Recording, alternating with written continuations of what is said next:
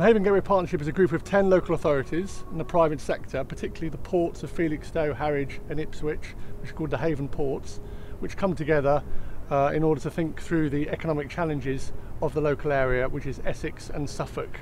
It's been in partnership for about 10 years, and our particular strength is around the ports cluster that we find in this part of the world.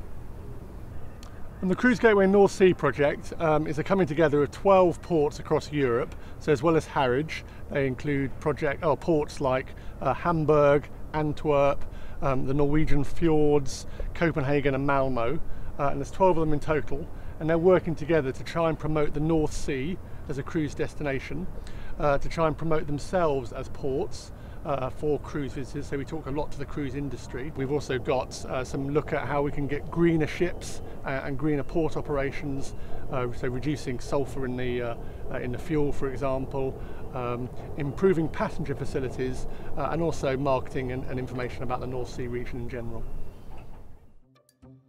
The North Essex town of Harwich sits on the estuary of the rivers Stour and Orwell and has a rich maritime history dating back hundreds of years.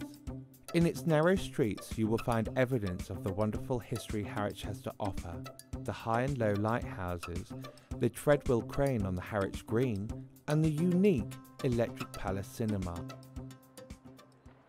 We've got a number of major cruise lines that they call in Harwich. Royal Caribbean, Thompson Cruises and Voyages of Discovery make turnaround calls here, and we've seen transit calls recently from MSC, Costa, and from next year we're going to have Fred Olsen Cruise Lines back again. So there's a whole range of cruise lines that use Harwich.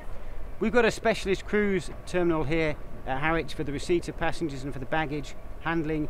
We've recently invested heavily in a new air-conditioned gangway for the passengers, and we've also got great facilities for them to arrive and leave the port. We've got a mainline railway station adjacent to the terminal, and we're quite close to London Stansted and the other airports of the southeast.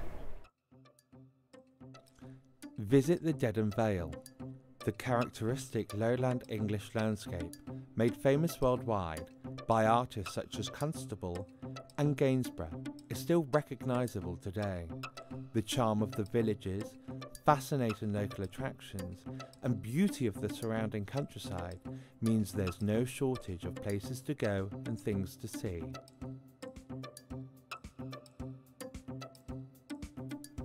For those interested in maritime history, Landguard Fort at Felixstowe and the Redoubt at Harwich are well worth a visit.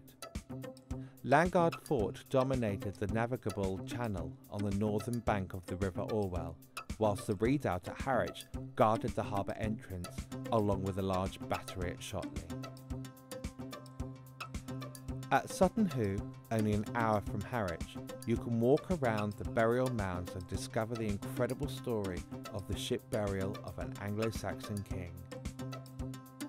Or enjoy the beautiful seasonal colours and wildlife on our estate walks.